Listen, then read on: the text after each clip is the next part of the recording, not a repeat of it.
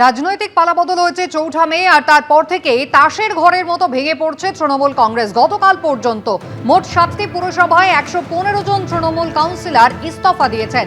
উত্তর ২৪ পরগনায় উত্তর ব্যারাকপুর, যেখানে পুরপ্রধান সহ 15 জন তৃণমূল কাউন্সিলর পদত্যাগ করেছেন। দক্ষিণ ২৪ পরগনার ডায়মন্ড হারবার মোট 16 জন তৃণমূল কাউন্সিলরের মধ্যে 8 জন তৃণমূল কাউন্সিলরের ইস্তফা। ভাটপাড়া পুরো প্রধান সহ 30 জন তৃণমূল কাউন্সিলর ইস্তফা দিয়েছেন। উত্তর 24 পরগনারই গারুলিয়া 21 জনের মধ্যে 10 জন তৃণমূল কাউন্সিলর পদত্যাগ করেছেন।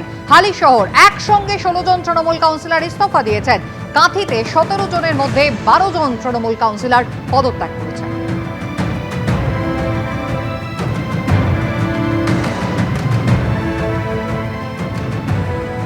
ডায়মন্ড হারবার পুরসভা, সেখানে 8 তৃণমূল কাউন্সিলরের পদত্যাগ। পুরসভায় 16 জন কাউন্সিলর ছিলেন, তার মধ্যে 8 জনই পদত্যাগ করেছেন।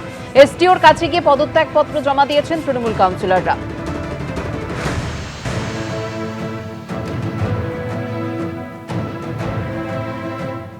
আটজন কাউন্সিলর আজকে আমরা একত্রিত হয়ে আমরা সিদ্ধান্ত নিয়েছি যে ডায়মন্ড হারবার পৌরসভার কাউন্সিলর পদ থেকে আমরা পদত্যাগ করব।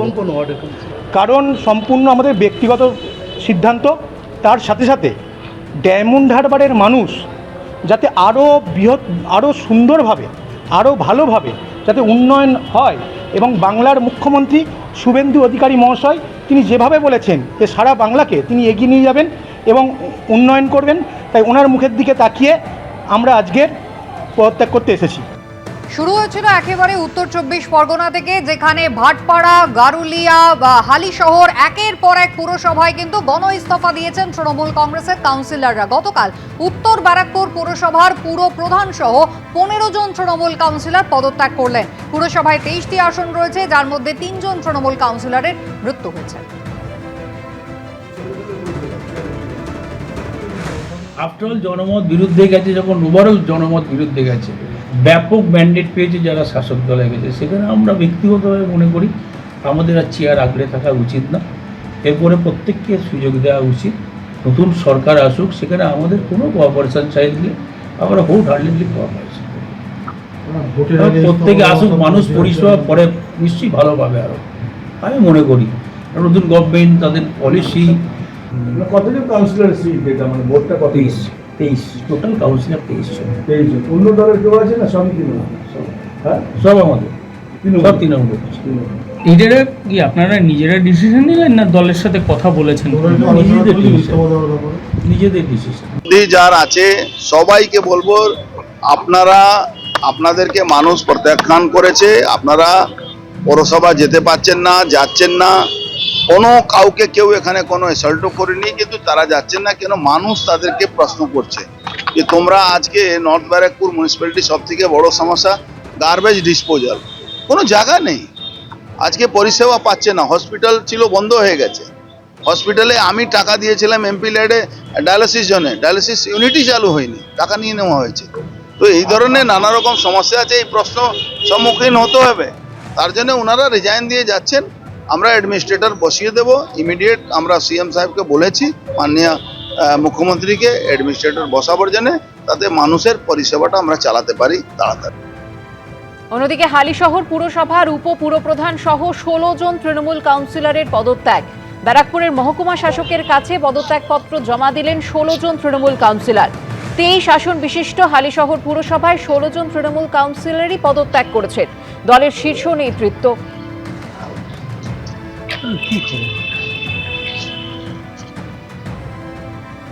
সারা বাংলাতে মানুষ আমাদের বিরুদ্ধে রায় দিয়েছে, এবং আমি গণতন্ত্র প্রিয় মানুষ, এবং এই রায়কে, এই সরকারের বিরুদ্ধে যে মানুষ রায় দিয়েছে সেই রায় মাথা পেতে নিচ্ছি, এবং এটাই নেওয়া উচিত, এটাই গণতন্ত্রের রীতি। কাউন্সিলররা, দলের সভাপতি প্রবীর সরকার, আমরা আলোচনা করলাম, আলোচনা করে একটা সিদ্ধান্তে আসলাম যে যেহেতু মানুষ রায় দিয়েছেন, এই রায়টা মাথা পেতে নিয়ে আমাদের পদত্যাগ করা উচিত। চৌঠামের পর থেকে তৃণমূলের শুধুই ভাঙনের সুর। বিদ্রোহী সাংসদ থেকে প্রাক্তন বিধায়ক ইস্তফা দিচ্ছেন দলে দলে কাউন্সিলর। অথচ এসবের মধ্যেও মমতা বন্দ্যোপাধ্যায় সত্যিটা স্বীকার করছেন না। তিনি এখনো সেই ভোট চুরির তত্ত্ব খাড়া করে চলেছেন, যাকে সত্যি না দেখার ভান বলেও মনে করছেন অনেকে। ওর পার্টির মধ্যে ওই একজন, আর সবাই চাকর বাকর। মমতাদি আপাতমস্তক একটা দুর্নীতিগ্রস্ত লোক, দুর্নীতিগ্রস্ত মহিলা। কোনো একটা পদক্ষেপ নেওয়ার প্রয়োজন আছে।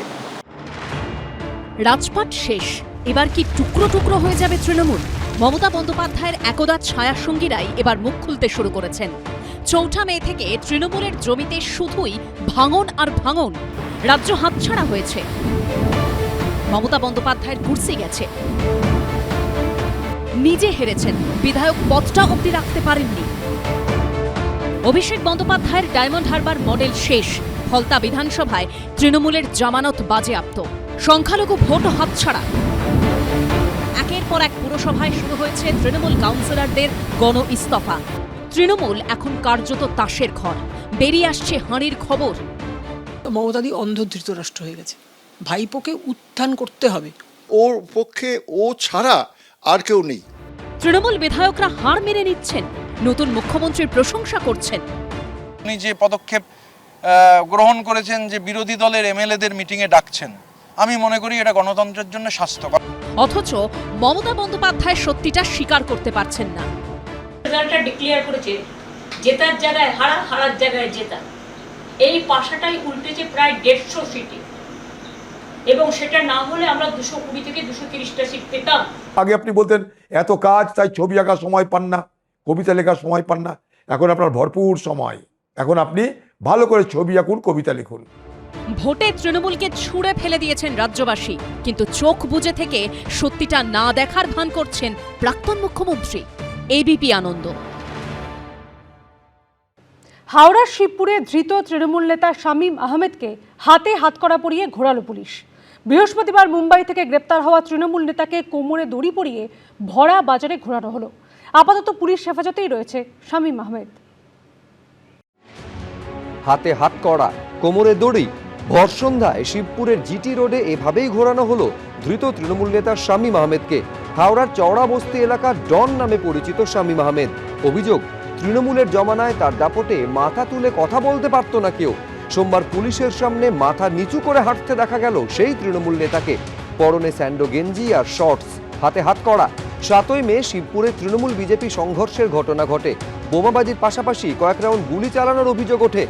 পরিকল্পিতভাবে হামলার অভিযোগ ওঠে তৃণমূল নেতা শামীম আহমেদ ও তার দলবলের বিরুদ্ধে। সেই ঘটনায় বৃহস্পতিবার মুম্বাই থেকে হাওড়া পুরসভার প্রাক্তন তৃণমূল কাউন্সিলর শামীমা বানোর স্বামী শামীম আহমেদ ওরফে বড়ইকে গ্রেফতার করা হয়। রবিবার তাকে 8 দিনের পুলিশ হেফাজতে নির্দেশ দেয় হাওড়া আদালত। পরদিনই দেখা গেল এই ছবি।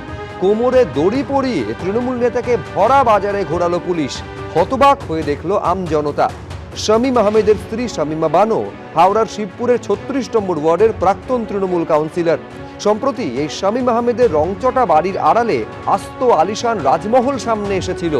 এই ছবি দেখে চোখ কপালে উঠেছিল রাজ্যবাসীর। বাড়িতে ঢুকে দেখা যায় 3 তলার ফ্ল্যাটে মেঝের একটা অংশ কাটা, সেখান থেকে সিঁড়ি নেমে গেছে দোতলায়, আর সেই দোতলাতে একের পর এক গোপন কুঠুরি। এবার সেই তৃণমূল নেতা বড়ে ওরফে শামীমকে হাতকড়া পরিয়ে বাজারে ঘোরালো পুলিশ। সুনীল হালদার, এবিপি আনন্দ। এবিপি আনন্দ, এগিয়ে থাকে, এগিয়ে রাখে।